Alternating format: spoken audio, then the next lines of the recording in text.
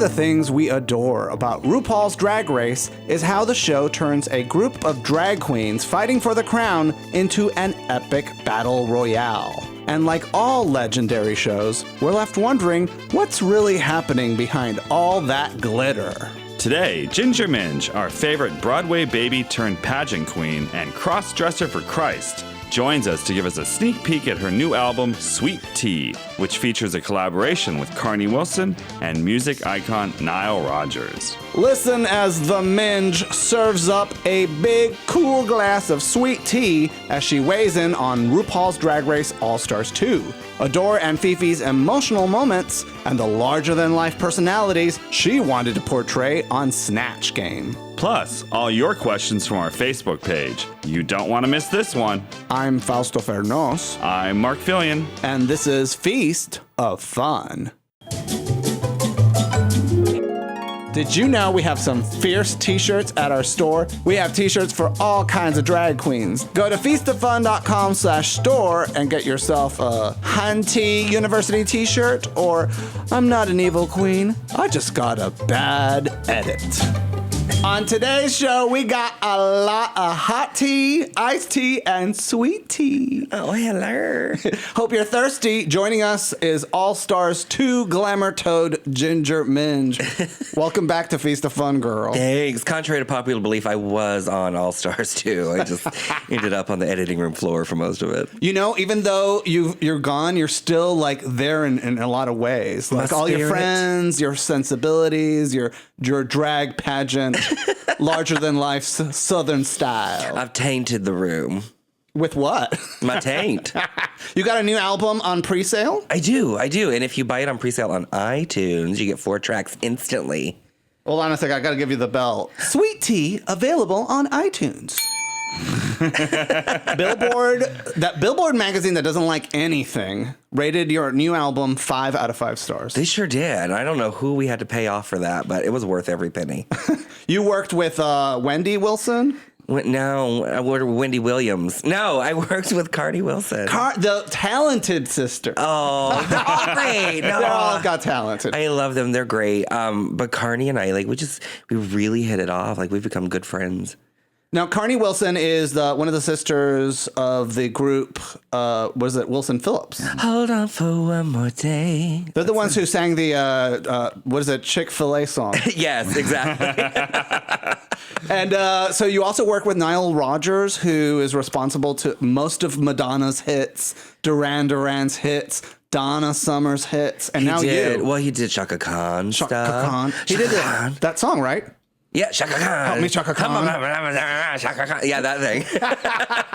And he did Happy for Pharrell Williams. Shit. Yeah, and he did Daft Punk's latest album. Now, what did he do for you? What have you done for me lately? He actually, supposedly, I don't know because I've never actually asked him this story in the brief time that we spent together. He found a clip of me singing from a show on YouTube. Somehow it got passed to him, and he thought that aside from the drag, he really liked my voice. So we had a 3-hour Skype meeting with his people and my people. I have people now. That's so weird. You and Nile Rodgers were chatting with each other on Skype. No, we were chatting with each other through about 15 other people. Because you have peoples, you have children's, you exactly. have Minz's and Mincy's. It's all mixed together in one giant bowl. And after we had this conversation, he decided to assign me to his songwriting team, which was Gene Morrison and Diego Sanchez. And we actually had one-on-one Skype sessions with that Gene, Diego, and myself, and everything kind of came from there. And Jean in particular, I feel like just knows me. Like she looks into my eyes and she sees to the bottom of my soul things that I've never even realized about myself. And I think that's what makes the album so special. What kind of things are at the bottom of your soul? Mostly a black pit. Couple of used rubbers. Kidding. I never use those. and a lot of cake.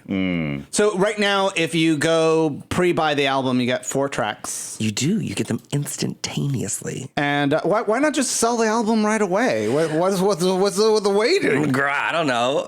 The album was supposed to be out on the 22nd of September, but originally we were going to name it Pink Lemonade, as a play on Beyonce's Lemonade, as a play on No Tea, No Shade, No Pink Lemonade. And if you put that title with the cover art, it really makes sense. So we submitted that. Well, what's the cover art? It's beautiful. That's what it is. No, it's Who's me. on it? It's me. With that. It's Jasmine Masters on Yes, exactly.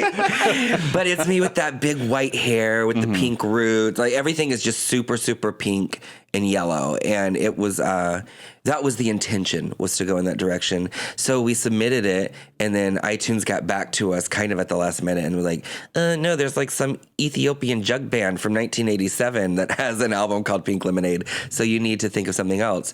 So then I said, well, let's do like Strawberry Lemonade. It's the same idea, but it's different enough. And they came back and said, no, that's already taken too.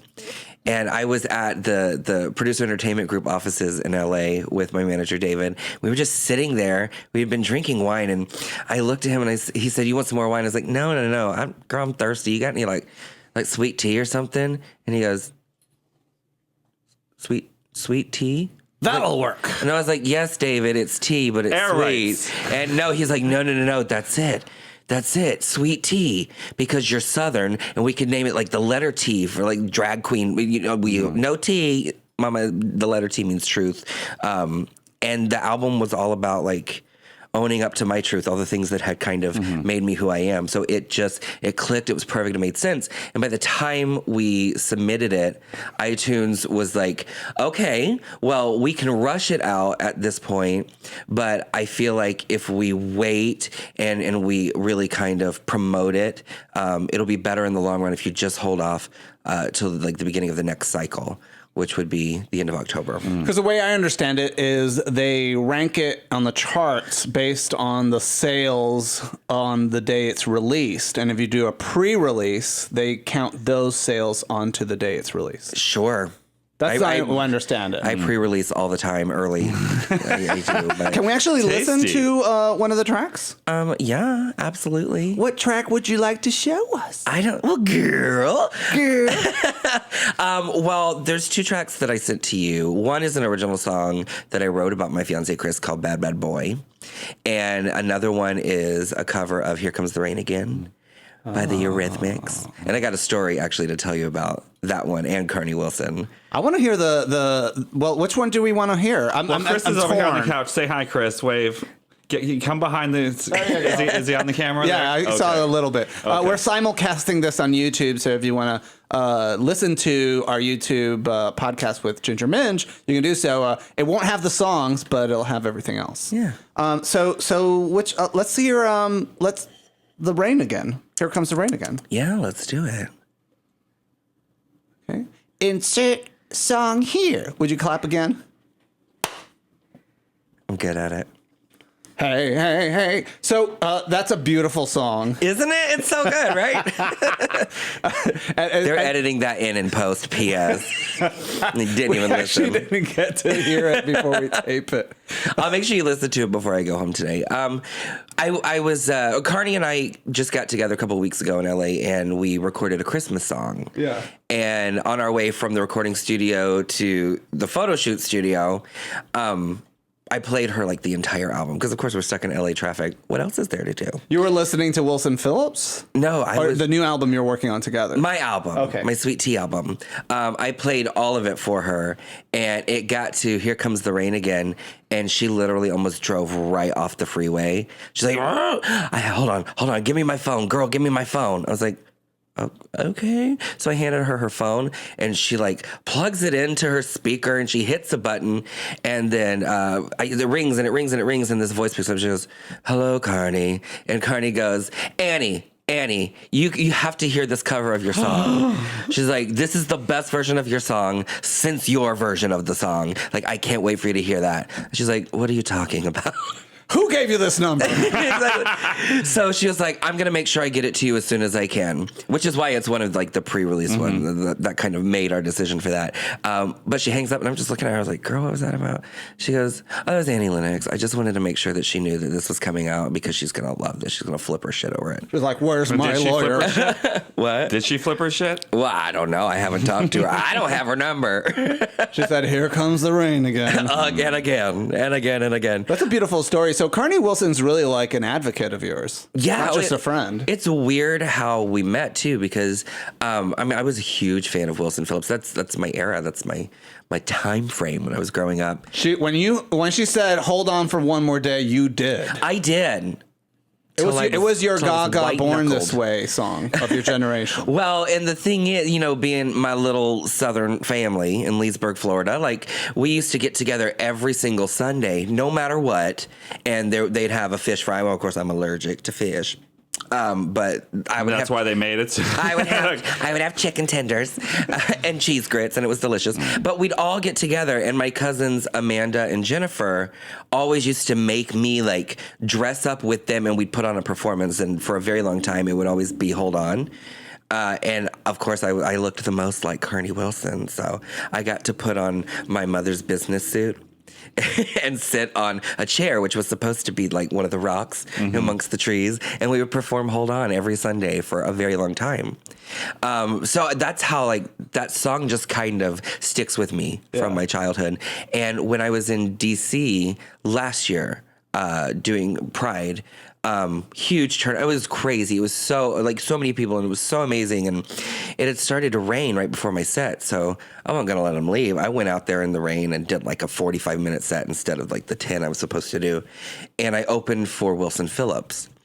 So I finished the set. The crowd's going crazy, thank goodness. And then I walk backstage, and Carnie Wilson's there with her camera. And she goes, "Oh my God, oh my God, oh my God, I love you." And I said, "Oh my God, oh my God, oh my God, I am tired of being mistaken for you."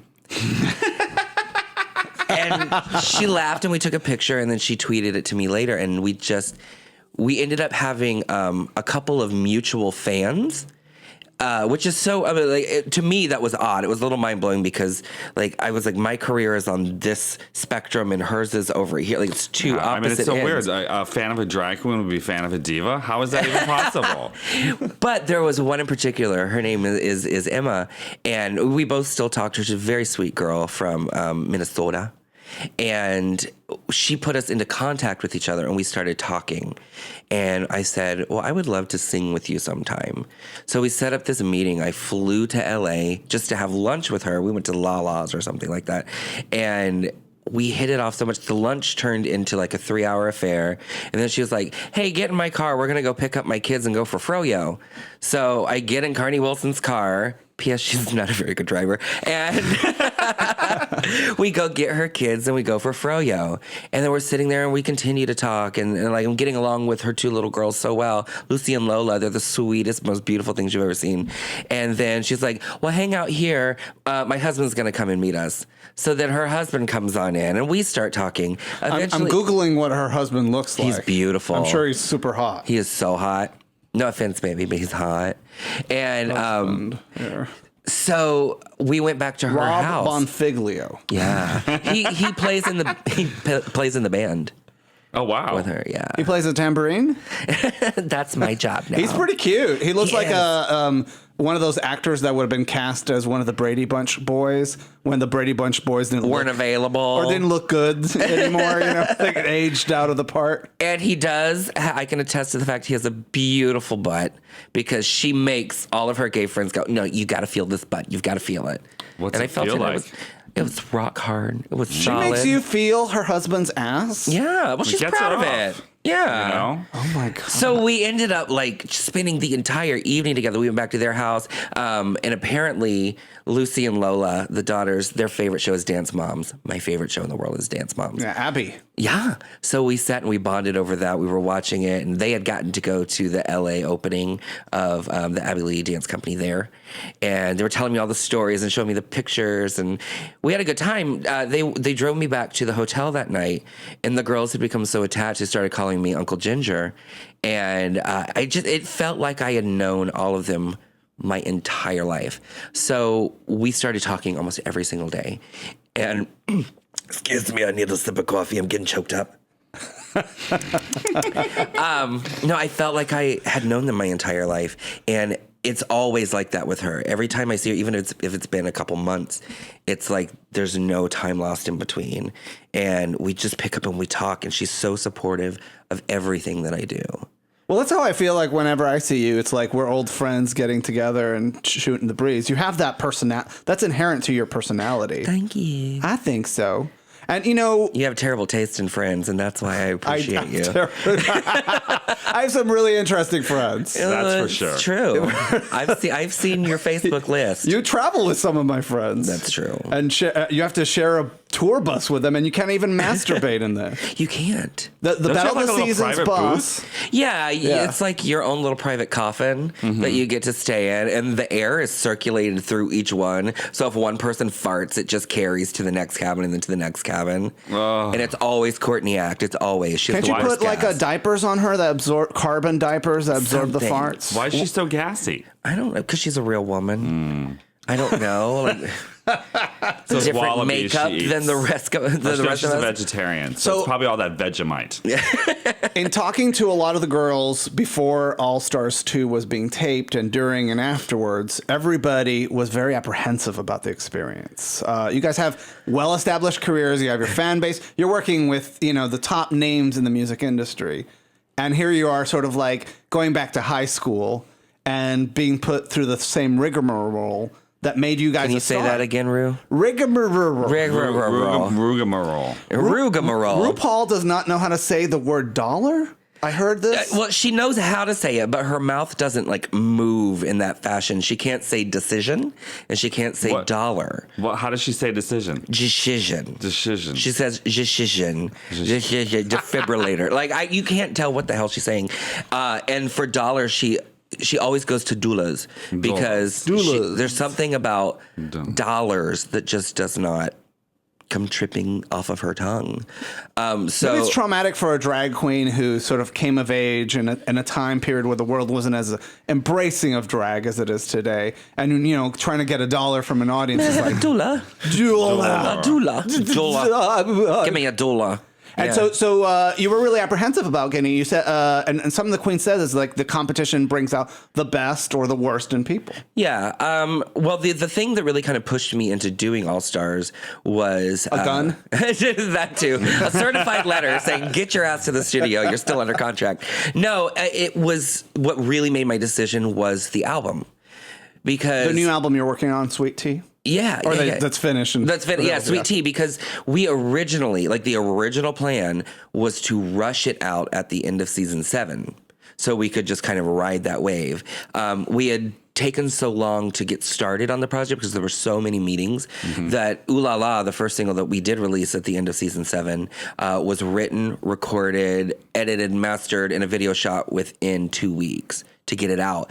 And they had churned out a whole bunch of songs that I really didn't have any say in, just trying to get everything finished. And I told them as soon as I got the call for All Stars, which was not very long after the season 7 finale. I mean, it was maybe a week, maybe 2 weeks until I got the phone call. And I called them and I said, I've got a great idea.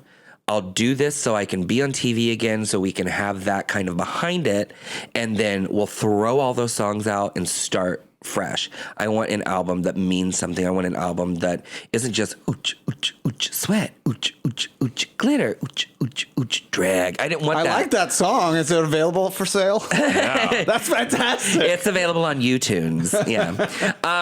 And I'll probably end up doing stuff like that in the future, but I knew that I wanted, because there was such maybe a misconception of me from season 7, a lot of people didn't know how to feel about me. Some thought I was the sweetest thing that ever walked the face of the planet, and some thought I was the Antichrist in person. And I didn't care either way. Why do people feel that way about you? It's like, we've worked with you, we've interacted with you, and believe me, some of the queens behind the scenes kids. Yeah. They're a handful. Ginger's not one of them. Well, and I appreciate that. And I'm not going to blame anything on editing. It's just the simple fact that you only get to see certain parts. So if you're seeing one thing that makes you feel a certain way and then another thing that makes you feel completely opposite, you don't really have the pieces to put together in the middle to kind of get an overall view of who any of us are. I have a T-shirt for you. Yeah, let me grab that for you. Oh, please do. It's called "I'm Not an Evil Queen. I Just Got a Bad Edit." Available at feastofun.com/store. Ting. Remember, kids, that this podcast and these videos is made possible because of your financial support.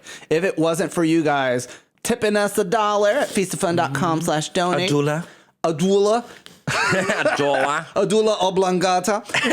If you don't go to get yourself a T-shirt, if you can't shop for yourself, how are you going to shop for somebody else? Yeah, exactly. And 'tis the season almost. Halloween's coming. Thanksgiving is coming. Christmas is coming. I'm coming right now. Look at it. So this is on YouTube. People can see the video. Oh, yeah. Hold it up. This is for you, girl. This is good. It's glitter, too. If you drop glitter in your vagina, does it become clitter? It should. These are the questions I stay awake and ask myself at night. Did you see this? There's this artist, and she's selling, and she's Melissa Coulter. She lives in San Diego, and on Etsy, she's selling vagina masks for $450. You sent me that. Did it get you horny? That'd be a good look for you because then you don't have to paint your face. You could just come out wearing that. It brings like a whole new meaning to the term cunt face. You cunt faced whore. I need to get one for Katya for Christmas. Like that is totally on her alley. $450. That's Doulas. It's and you and Katya are like thick as thieves. Yeah. Well, I'm the thick one, right? And she's the thief. Yeah, exactly. Completely. What's your relationship now like with Katya? Because she's sort of evolved into this performance artist, even though she has a background in performance art. But now her performances are really nonsensical and very creative, and she like brings out a guitar but doesn't play it. And I will say I'm not really friends with Katya because Katya is her own friendship entity, and she's kind of untouchable at this point. But Brian and Joshua are very good friends, and we have been from the day that we met because when she walked into that workroom the first day of season 7, nobody else would talk to her. Why? Nobody even knew. She was the unpopular kid in high school. She was just different, and she was scary because she came in speaking Russian, and nobody knew if she even spoke English at that point. Oh, so she was pulling a fast one on everybody. She wouldn't talk English and totally fucked with her head. Oh, and there's me, like the little awkward theater kid that's like, I like you, you're cool. So, did you know any Russian? Did you try to like translate for her? I love Russian dressing is delicious. That's about the extent of it for me. But we just started talking, and she had quit smoking like the week before she got there. I was the only smoker the very first day. And when I went out, I didn't want to go by myself. So I said, well, can somebody come with me? And she said, well, I'll go. I just want like one cigarette. So she came with me, and we sat there and like smoked a pack between us for a couple hours and just talked about life in general and really bonded in that moment.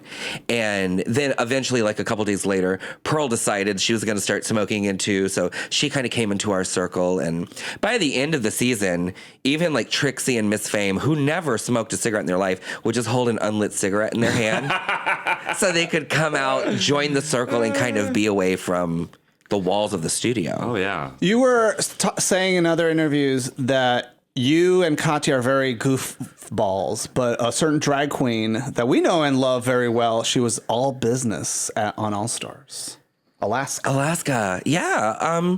Well, and I think that you have a choice when you get onto a show like RuPaul's Drag Race. When you enter any kind of competitive situation, you can either go in to make friends or you can go in to win. And you cannot do both. I went into season 7 with the mindset of I'm here to win. Whatever it takes, I'm going to push my way through, make it to the top, and win. It didn't eventually happen, but that was how I felt going into it. And when I sat back and watched it, I was like, you really kind of squandered some other opportunities that would have been good for you. Like yes, you have a great friendship with Katya. Yeah, you have a good friendship with Kennedy and Trixie and some of these girls, but you could have had so much more from this this moment in your life, from this experience. It could have been so much more magical if you would just let yourself open up to it. So that's how I approached All Stars. I didn't go in going, I'm going to win, I'm going to win, I'm going to win. I went in going, this time I'm going to enjoy it because I want to remember it when I'm 70 years old as a good experience. And did you enjoy it? Did you? I did. I loved it. The first time you go to Disneyland or Disney World, it's a very different experience than when you've gone the fifth or sixth time. Mm-hmm. And that's why I would imagine the experience of being on that workroom on RuPaul's Drag Race. Well, and I think Alaska was the complete opposite of that. I think she went into season 5 going, well, this is cool. It's my favorite show. I want to meet all these girls. I want to have a sisterhood. I want to forge these bonds. And she did, and it was kind of to her detriment as far as Alaska Talks goes, you know? And when she came into All Stars, she was laser focused. And she was like, I don't care what it takes. I'm not here to... I know these girls, we are friends and we'll be friends again when it's over. But for right now, this is all about me and my journey and what I have to do to win. So what would you describe Alaska's behavior as being businesslike? It was very cold. She was very, like, not chatty, or people would try to distract her and she'd tell them to shut up. I'm putting on makeup. From the time that I was there, she wasn't mean and she wasn't a bitch. She was just very cold. She was cut off, closed off, and did not really want to engage in whatever shenanigans the rest of us were getting into. And I couldn't fault her for it because it obviously was working for her. She was in the top. You know, she was succeeding at everything she was doing. How many lip syncs has Alaska won so far? Three. Alaska has made $30,000 and still, as of yet of this taping, not won All Stars. So she's made more money from winning those lip syncing competitions than the first 2 season winners made collectively. Completely. And I don't fault her for it. And she and I went on, well, we all went on Battle of the Seasons, and we went on the Christmas Queens tour, and we worked together all the time. And she's one of the most lovely people. She's wonderful, and she's warm, and she's caring, and she's fun to be around. And it's like a complete 180 from how she was during the filming of All Stars. Now, Katya pointed this out in your live podcast at Roscoe's, that although they've set up the drama to have you guys eliminating each other, technically they're still choosing who goes home because they get to see what lipstick you pull out. Yeah. And so they know who picked the lipstick, so whoever is chosen to win the lip sync goes home. And so I've been reading on the internet forums and the comments that the kids are not supposed to read, and everybody's like, Alaska did not win that lip sync, but they made her win that lip sync because they wanted to send Roxy Andrews home. No, it's Tatiana. I'm sorry, Tatiana home, and keep Roxy Andrews. I don't know what my opinion on it is because I was never in the top. I didn't have to make that decision. I didn't see who was in the room. I didn't see how many cameras were there, if it was the same camera. Because you have to understand, we've got several camera crew members in 2 studios. It's not the same cameras in each studio. You mean there's 2 workrooms? There's a workroom, and then the main stage is on a complete separate studio. Oh, yeah, we know that. So you have to leave a building to go to another You leave a building to go into Okay. the building next to it. Okay. And it's not the same camera crew for both most of the time. So I don't know if the producers are there watching. I don't know who knows or any of that. Just watching the lip sync on TV like everybody else, because I wasn't there for that one. I felt like Katya fairly won that lip sync. It was fun. I mean, she was so into. She was so good. I thought Adore was doing the performance. Exactly. Or the girl from The Ring. I couldn't tell. But not just because she's my friend, but I felt like she just gave it her all. She was so into it, and she was so good. Like, she was so emotive and expressive and wonderful with that particular performance. I thought that she should have won. Well, and Katya's like this gymnast, and so she's slamming her pussy on that stage, her tucked wiener onto that stage, and so it's really hard to sort of like outshine that. Yeah, and I don't think that Alaska did poorly. I mean, Alaska's a smart girl. She's always got a trick up her sleeve. And in the bedroom at home. Like, I mean, well, there's been a lot of controversy over, first it was Adore saying this is not the right fit for me, and she's walked away from the competition. Which I completely agreed with. Like, Adore had no business being there. She was so far and above all the rest of us career-wise. She sold more copies of her first album than any other drag queen, including RuPaul, had ever sold at that point. You know, like she was in a league of her own. And I felt like as her friend, it was a step back for her to go into the competition. She's not a competitive person. It doesn't sit well with her mentally. So well, when he she had walked a huge loss in his family. I think his father died. Yeah. That he wasn't very close with. And it's like, I always tell people, it's like, you mourn more the parent that you're not close to than the one that you were to, because you never had that intimacy. You regret the things that might have been instead of the things that were. And it messes with you a lot when they pass away. It's like you think, you're like, I never loved my father, or we never were close. I won't be sad when they're gone. And then they die, and you're just like, oh my God. Just devastated. What could have been? Yeah, absolutely. And I didn't think that it was healthy for her to be there from the get-go. And then when she started to kind of sink into that dark place, all the other girls were like, girls, stay, just stay, just stay. And I was like, don't do it. Don't do it, Miss Ely. Like, literally just pull your shit and go home and get yourself right. Because you're going to be brilliant and amazing and loved the world over no matter what happens. So don't continue to put yourself through something you're not comfortable doing. What about Phi Phi? I just feel like she's doing herself a huge disservice. One, by when she was offered to deliberate in front of the camera, she declined that because she felt it was not sincere. But she could have still said, yes, I will talk. I'll just talk about something else, you know? Or, yeah. I don't know. Honestly, she is a great person. She really is. The very first time I ever worked with Phi Phi, I had never met her before, and we were co-hosting a college gig in Gainesville, Florida during season 7, and it was me and her, and then Violet and Pearl were performing as well. Because she and I were literally hosting between every segment, there was a lot of running back and forth, pinning in wigs, ripping things off, doing this, that, and the other. And I had pinned a wig in with a pin I didn't realize like the rubber tip had come off of. And it was just, I was like, oh, that's in there. That's good. So I go out and I do my number. I come back. I pull the pin out. It had been embedded in my scalp, and just this single string of blood just goes spurting from my head. I'm wearing an all-white costume, because the very next day was the white party at Parliament House in Orlando. Phi Phi, without knowing me, without thinking twice, runs up and starts catching the blood in her hand. She's a vampire. And dumping it into a Wendy's bag. And that would have been, if she was truly a villain and a bitch and out for herself, like, you know, she is on television, then she would have said, oh, get it all over your costume. I'm going to take that microphone, and the rest of the show is mine, mine, mine, mine. But instead, she just kicked into that sisterhood. And she just said, all right, Violet, you're on next. I was like, I can't go on next. I still have to put my corset on. She's like, okay, fine. Pearl, you're on next. Pearl's like, I don't even know where we are. So like, she handled that. She got them all together and got me all patched up and ready to go. And in time for me to go back out there and do what I needed to do. Well, you were in that situation with her. Did you feel that she was like doing herself any disservice? Was she acting differently, or... I mean, did you notice anything before the series started airing that you were like, oh, it's not going to work out well for Phi Phi?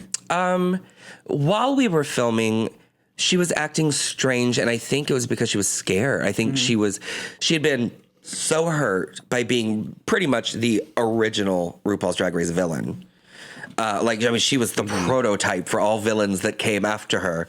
And she got, people were threatening to throw acid in her face and blow up her car and come and stab her family and like all of these terrible things. And she was afraid that was all going to happen again, which it eventually did. So I think she was just too guarded. She was like... Isn't that what? She broke? Because she was like a crackhead. She's saying in a crack den, like looking through the blinds. Girl, are they here? Are they coming to get me? What's happening? So you feel like she's gone a little bit paranoid about the experience? Yeah, and I think, well, maybe not even paranoid, just hypersensitive over it. To the point where... She gave up drag. She's saying she's not going to do the reunion. She's not going to do anything. Girl, she ain't giving up shit. Because she's got 115 days left, or 365 days of drag. Like, she ain't giving it up. I think it would be healthy if she took a break. I think it's healthy that we all take breaks at some point because we get burned out. There comes a time when you are a public figure where everything is just so much. The love, the hate, the responsibility, the constant trial, everything just kind of pushes you down to your breaking point, and you can either snap or you can just take a step back, take a nap, smoke a cigarette, take a week to yourself, and then step back into it. Yeah, I mean, we get a lot of love and hate from doing the Cooking with Drag Queens episode with you. Yeah. And this is one of the funnier comments. It was like, these two big, hefty, hairy blokes who talk like 6-year-old girls. Yuck, yuck, yuck. Surely they're both double bottoms. They were talking about me and you. I think they were talking about me too. But what's a double bottom? I guess it's two bottoms in a relationship that are fighting over the dildo. You just bump pussies all night. You could scissor. It's fine. And to me, I'm like, at this point in the game, I'm just so amused by the negative comments. It's hard to take them seriously, even if there are 100 of them. They don't like prepare you at all. Whenever you sign up for something like RuPaul's Drag Race, they just kind of throw you out to the wolves and say, well, good luck, gal. Let us know how it pans out. And when it first happened, I'm from a small town, and even though I was a big fish in Orlando, it's still a big fish in a very small pond. I was never into social media. I never really got into any of that. It was so foreign to me. So when that first week happened, after they announced the season 7 cast, I had to have all of these social media platforms, and I was looking at every single comment because I thought that's what we were supposed to do, what we had to do. And so much hate was coming through. I mean, there was a lot of love. Believe me, plenty of love. But it only takes one comment out of 3,000 that's negative. That's the one and you you'll focus on it. Yeah. And eventually, like at the end of that first week, I get a phone call from Darien Lake, who I had never met at that point in my life. And she just said, Minj, this is Darien. I said, oh, hi. How'd you get this number? So I was going to ask. Yeah, from Mrs. Kasha Davis. Yeah. And she said, do yourself a favor, don't fall down the rabbit hole. And I said, what are you talking about? She said, you're fat, you've got a mouth, and you're on television. You are a target. She said, and I sit there and read every comment about you, and they're the same exact comments that I got last year, just with your name cut and pasted instead of mine. I do feel like the thick and juicy girls get unfairly criticized or targeted more. Well, I think... Like if Pearl had said similar comments like you had, they've been like, isn't she catty, But if it's coming from you, it's like, oh, we're she's obviously so mean. bitter. Yeah. Well, there's some fat phobia there for sure. Well, absolutely. And what's like crazy to me is that I would say a good 40 to 50% of the comments come from overweight, larger, plus-size beauties themselves. And at first, it used to really hurt me like, girl, we're on the same team. We should have each other's backs. And then it clicked in my head. It was like, no, because I represent that part of these people that they don't like. So they cling to it and they kind of take out their aggression on themselves through the cycle me. of abuse, really. Yeah. And I'm guilty of doing that before with certain things, and it just drives back to me that we are all human and that we all make the same fucking mistakes over and over and over again. And if we didn't, we wouldn't be human, we wouldn't learn, we wouldn't grow. But she told me, she was like, do not let this get to you, because I fell down the rabbit hole and it took me months of therapy to get myself out of it. Don't read this, don't read that. And then whatever you do hear, just let it go into your head. Just hear la, la, la, la, la, la, la, la, la. And I said, ooh, la, la. Ooh, la, la, la, la. Oh, and that's how ooh, la, la was actually, that's how that came to be. Oh. Well, it's so like I shared, I'm a bitch. I shared that negative comment that guy made on social media, and I got so much love and so many likes, and everyone's like, he's a meanie, don't ignore him and stuff. And I'm just like, and to me, it's like, it reminds me of my mother telling me about her experience raising us as kids. You put so much of your heart and soul into raising these children, and then they grow up and say, I hate you. Yeah. And you're like, but I changed your diapers. I fed you. I drove you to school. I, took you to ceramics lessons.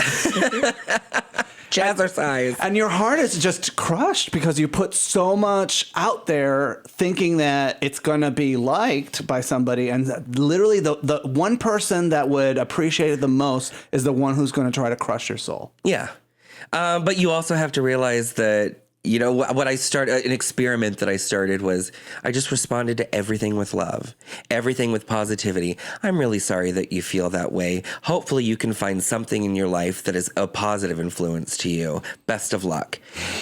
All of a sudden they go, oh my God, I was just kidding. You're my favorite person in the whole wide world. I want to have lunch with you every single day. Why is that the reaction? That seems to be the reaction with most queens, is like when you confront these bullies online, they just instantly fall. Because the majority of them, as RuPaul points out all the time, they're young kids. They're people who really haven't been through the same experiences that we have. And we're in such a technological age, you know, like everything is hidden behind screens and computers and phones and all of that. So it's easy to disassociate that these people you're watching on television are actually real human beings who live a normal life and go out there and do their laundry and they take showers and they do this, that, and the other thing. It's easy just to look at it as a television character. But could you also argue that for the people who are on television, it's easy to dissociate yourself also from the audience as well and not think of them as human beings who may have had a bad day and are lashing out at you because their house burnt down? Because that happens to me sometimes, and I've noticed this with a lot of performers in the media, is that I remind them, this is a customer service issue. It's like you're a waiter at a restaurant and you brought out this beautiful hamburger and fries and that person's just like not happy. Yeah. And really, don't take things personally because they don't know you. Yeah. They're really hard for them to hurt you. You know? And really they just need a little bit of more love than they've gotten from someplace else. You know? And exactly. And that's why I don't really take much of it personally anymore. I mean, there are some things where you have to take it personally. I saw you on television sing I Am What I Am in front of Harvey Fierstein, and he was crying. I didn't think you sounded that bad, but he was crying. You're an idiot, and I hate you. Well, tell us about that. That must have been like... Well, first of all, the only criticism that I've really gotten about the album so far is that song isn't on it. Okay. And I said to I was like... I tell these people, that's a song I've sung for years. I've ended every cabaret I've ever done with that song for years, and nobody paid attention to it. And when we were doing the album, like, there was a certain number of covers we were willing to do, and there were so many versions of that song on iTunes and YouTube and Amazon and everything that it didn't seem like it was a good fit for the album. It didn't seem like it was necessary. And then all of a sudden, I'm out on the Battle of the Seasons tour, and I get a phone call from Logo saying, hey, we want you to come and do this tribute performance for Harvey Fierstein at the Trailblazers. They didn't say what it was. They said nothing. They just said, bring this red dress and wear a nice wig and like just come and meet us here in New York.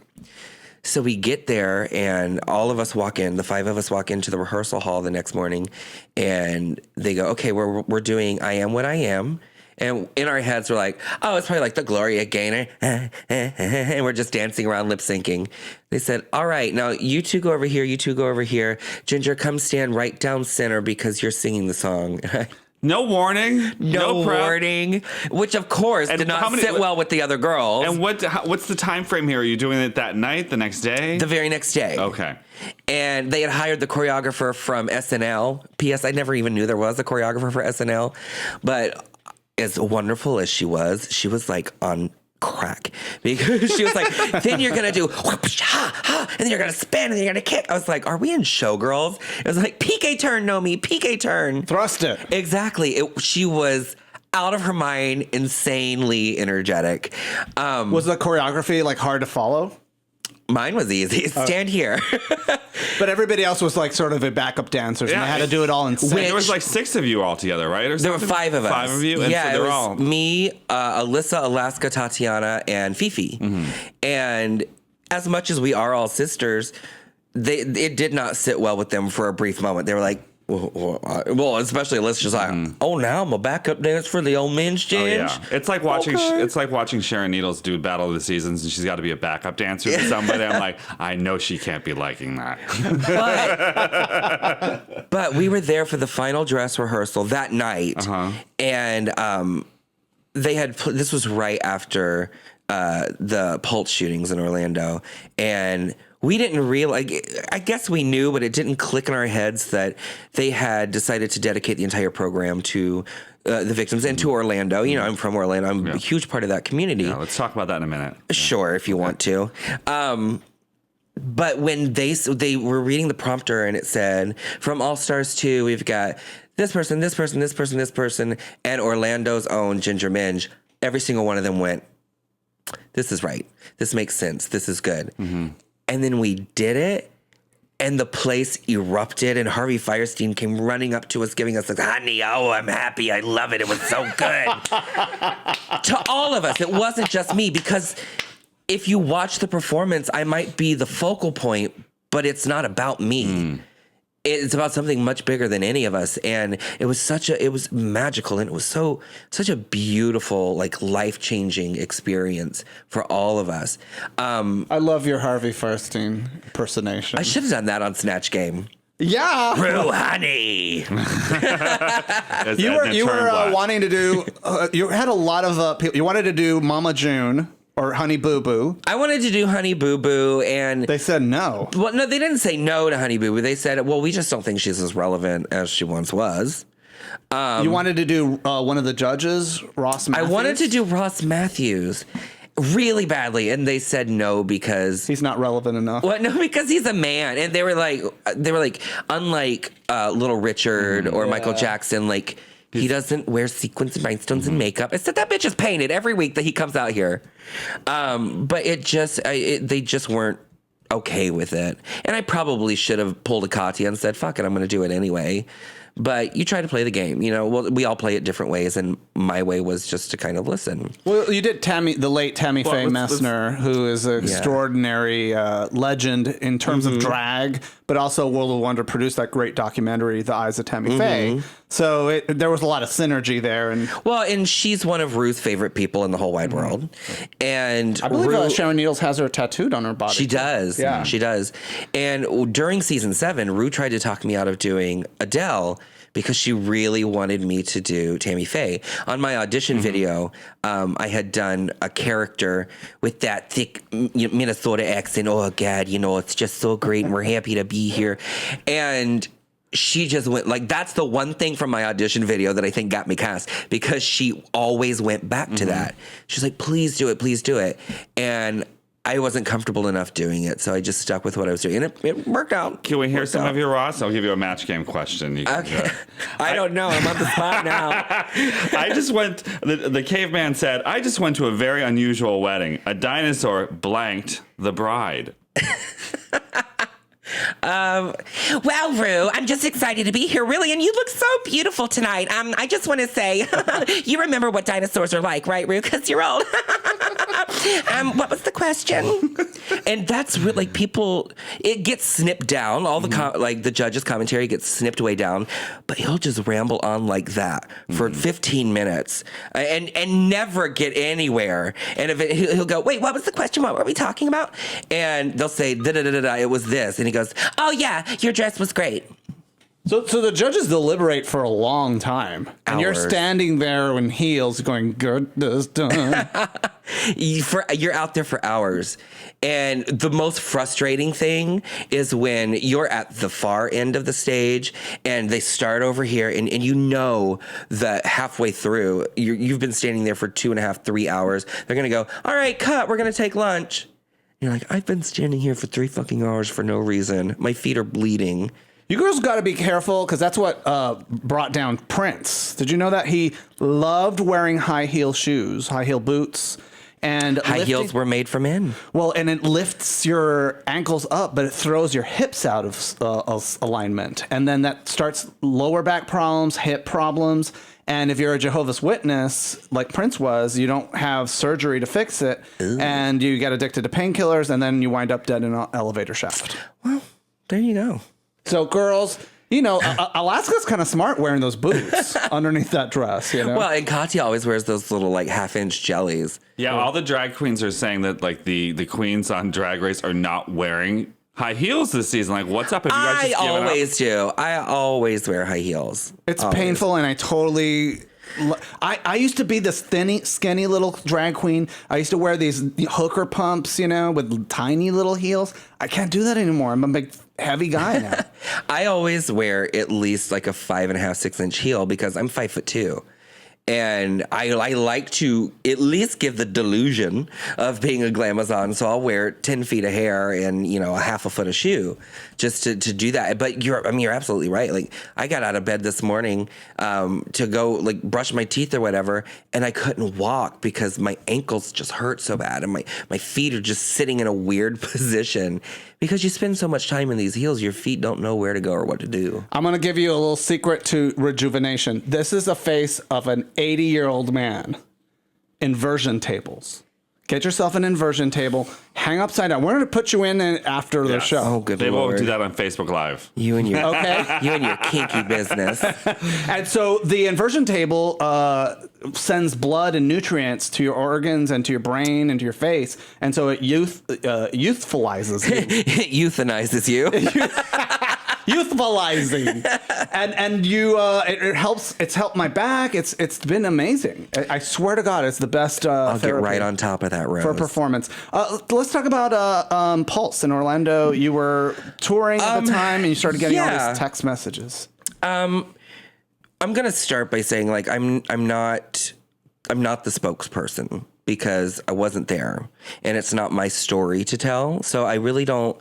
I have opinions certainly, but I'm not the mouthpiece for what happened and how that made people feel. But I know that for me personally, I had a lot of friends who we did lose. I had a lot of friends who were in the building that fortunately made it out, and we were in St. Louis, Missouri, on the Battle of the Seasons tour. Katya, Ben de la Creme, and myself had gone out to eat. After the show, we went back to the hotel. It was about 1:30-ish. Fell asleep because we had to be up in a couple hours. And I woke up to my phone going crazy at about 2:30, 2:45. And it was going so crazy. My ringer is never on when I sleep at all, but it kept lighting up this dark room, and it was almost like a strobe light. It kept going off so quickly. So I pick it up and I start reading through from the beginning, and it seemed like a practical joke. It seemed like somebody was trying to just get a reaction or a rise or something. Sister, I think I'm gonna die. I'm in this club, and and then I'm like, stop it! You don't be stupid. Then you continue to read more and more and more and more, and it seemed like a movie. It didn't seem real. I thought I was dreaming. And then, of course, I went and I took a shower and never went back to sleep. And I just, like the rest of the world, sat there and watched it unfold. And I felt like the biggest asshole in the world because I wasn't there. Not there in particular, but I was on this tour and I couldn't get back and I couldn't help this community, the community that made me, the community that has always been there and supported me. I couldn't be there to help them. You had a friend who escaped by crawling through an air duct? Several of my friends, actually Roxy Andrews' drag son, Axel, him, our friend, we call her Piggy, but her name's Angelica Sanchez, drag legend, and a couple other people were in the dressing room and they were on the phone with the cops. They didn't know how to get out, how to escape. So they had to wiggle through the air conditioning shaft to get out. And Angelica, she's a big girl.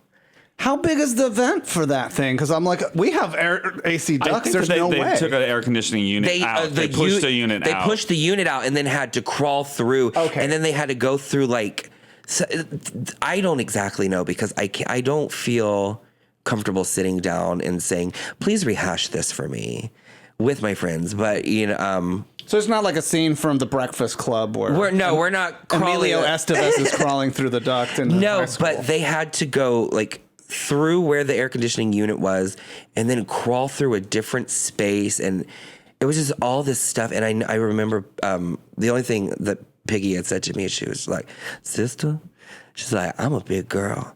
I didn't know if I was going to make it through there. She said, if he didn't kill me, I thought that my waist was going to kill me. They got her through. It took all their manpower, but they pushed her through. And it's crazy. Miracles do happen, man. It's like surviving something like that. It just it messes with your head too, because you're like, why didn't it? Why not me? And you're just like counting your blessings, and it really makes you sort of like take account of your life.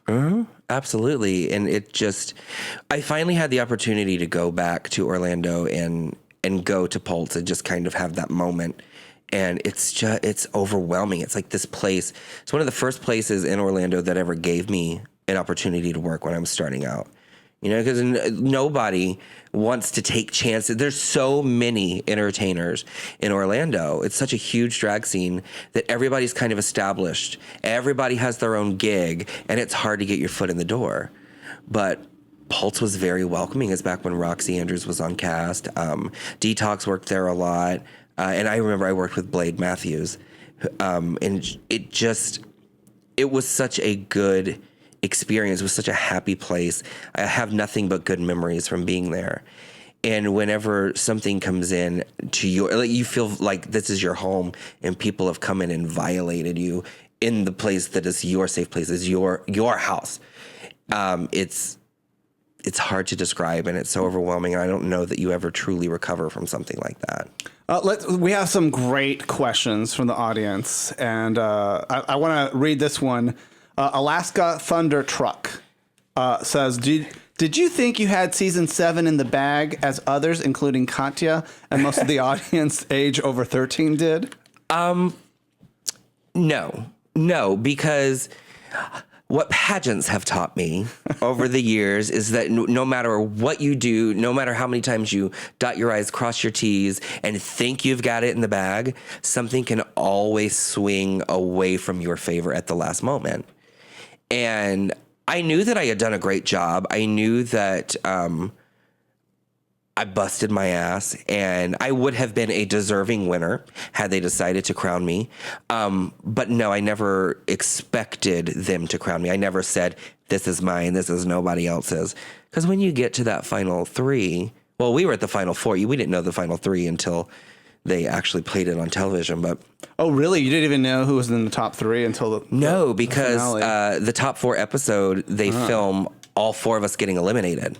Who was the 4th one that got eliminated? Kennedy. It was Kennedy. Davenport. Oh, okay. Now, I thought that was more of a surprise than me not winning, was Kennedy not making it into the top 3. Because she's a great friend of mine, but Rue loved her. Rue loved Kennedy. She's a magnificent performer. She's one of the best entertainers you'll ever see in your life. No matter how you feel about her personally, go watch her perform because you'll never see shit like that anywhere else. Mitchell Smith and a bunch of other people. Is this a common question? Because you're known as a ginger Minj. Does the carpet match the drapes? They want to know what color the pubic hair is. Well, I had the carpets ripped up. It's all hardwood floors now. It's much easier to Swiffer that way. Hey, I'm going to end this Facebook Live here, but you can catch out the rest of the podcast. I didn't know we were Facebook Live. Yeah, honey. On feastoffun.com, find us on iTunes, and also too, this will be up on YouTube. The entire thing on YouTube, minus the copyrighted music. Yes, of course. Jamie May, he's a long-term fan, long-term listener, loves the story that you said the first time you came on the podcast about getting into a phone. Is it the Ike Turner story? The Ike Turner incident. I get that everywhere I go because of talking about that here. Have you ever gotten into sort of an argument or a fight with another famous person over the phone like that? That was kind of a rare experience for you. Yeah, I'm not a fighter. You were mad because Ike Turner had hurt Tina Turner, your idol, and so you found his phone number and called him, and for some reason he answered it. And that's why I don't hold things against these younger kids who say terrible things to me. Because I've been there. I've been that person. When I was younger, yes, I watched a movie. I watched What's Love Got to Do with It, and I saw Lawrence Fishburne as Ike Turner beating up Angela Bassett as Tina Turner, and it clicked in me like, I like her and I hate you, and I've got to let you know that. But it was before Twitter, it was before Facebook, it was before even MySpace or Friendster, it was before all of that. So I spent several weeks on the phone getting connected from information to information until I finally got a phone number to reach him. It took you that long to find him. Yeah. What were you hoping to accomplish really by calling Ike Turner and talking to him? What would you have liked for him to say or do? I don't know. In retrospect, I have no clue. I think that I never thought I would actually be put in contact with him, that I never would have actually reached him and gotten through. But that's the story that I always have to go back to remind myself, like, these kids that scream at me because I said something about Pearl, who I love and adore, like, it's okay because they think it's happening when they see it in that moment. That's their truth and their reality in that exact moment, no matter how long ago it happened, no matter how it happened or any of that. And they're mad and they want to let you know. Oh, yeah. Because it always seems kind of like the present. It's like when Faust and I, we talk about film or we write things, it's like we have to keep it in the present tense because like it's something that's there and it's always going to be there in this present tense. Well, it's like Mimi, I'm first. She always tells me I can always tell when either of my 2 seasons air in a new place for a new time because even though it's happened 4, 5, 6 years ago, they think it's happening in that moment at that time. And she says the whole hate train starts all over again. Oh, yeah. Congratulations to Mimi. She just won a crown, too. She's Miss America. Miss America. Mm-hmm. She didn't win All-Stars. She didn't win Drag Race, but she is Miss America. Oh, she won in the long run because she's one of the most infamous queens. Would you like to see this is a question that someone wanted to know. Who do you feel should have been there on All-Stars that it wasn't? That you would have liked to have seen, Well, I thought that everyone who was there earned their spot for one reason or another, but there's only 10. And there's so many that are worthy of coming back. I would love to see, honestly, like a redemption season where it's a lot of the early outs who didn't get to show what they are capable of. Because I work with these girls and I see how good they are. Mrs. Kasha Davis definitely deserves another chance. Magnolia Crawford? Mrs. Kasha Davis. Venus Delight. Magnolia. We have not Venus seen Delight. enough about Venus Delight. Magnolia gave up drag. She doesn't do it at all anymore. She's just a hairy daddy now. Nicole Page Brooks. I love Nicole Page Brooks. But I would love to see, like, Jiggly come back. I think Jiggly has a lot more to prove. Jiggly is well on her way back. Kids, she is the one drag queen besides Nicole Page Brooks that's name always comes up. Yeah. Everybody loves talking. And, be nice to Jiggly Caliente. Don't make her the butt of everybody's jokes. It's a little lazy. Well, she and I actually just recorded a rap song for Christmas. What? Yeah. What? It's so, well, you'll have to wait and listen. It's good. I thought I was Biggie. All I want for Christmas is all my teeth. Is new front teeth. She got him, though. Her smile looks great. It looks like she's smuggling a box of chiclets through immigration. I mean, they are so new and so good and so big. We got to wrap this up, but Misk Micker 413 is asking, what's one of the strangest fan encounters you've ever had?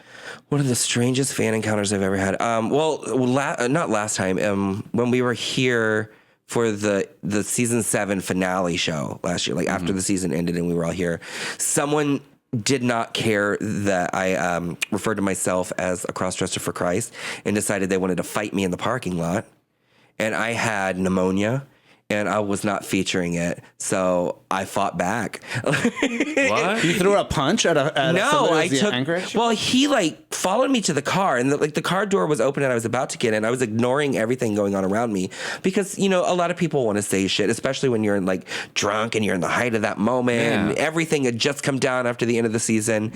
But I was so sick, I could not breathe. On my way to get in this car to go to the hospital to do a breathing treatment before I got on an airplane, and he grabbed my shoulder and said, "You fucking fat bitch, I told you to turn around and talk to me." And it looked like he was going to hit me, so I had my shoes in my hand. I just clocked him right in the side of the face with my heel. And That's a fan encounter. Yeah, and he went to go after me, and security pulled him off, and I got into the car and left. So that was this is probably the roughest one, but a nice fan experience that I never expected was when my grandfather passed away. It was right the week of the season 7 finale.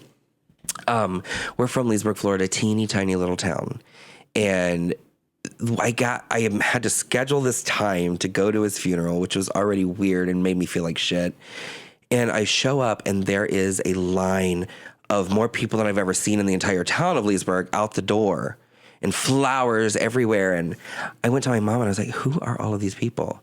And she started crying and she was like, "Go read the book." So I start flipping through the guest book, and it's all people that were like, I've never met your grandfather, Ginger, but if he's responsible for raising you, then he deserves my respect. So people had driven from all over the country to come to his funeral. People that didn't drive down sent flowers and cards and gifts and like all sorts of things. It's this outpouring of love that I never expected on that level. And that's what kind of got me through his passing, got me through the end of the season, got me through not winning. It just let me know that no matter what else happened, there's people out there that have my back and care. Ginger Minj, it's always a pleasure talking to you. The new album, Sweet Tea, is available on iTunes.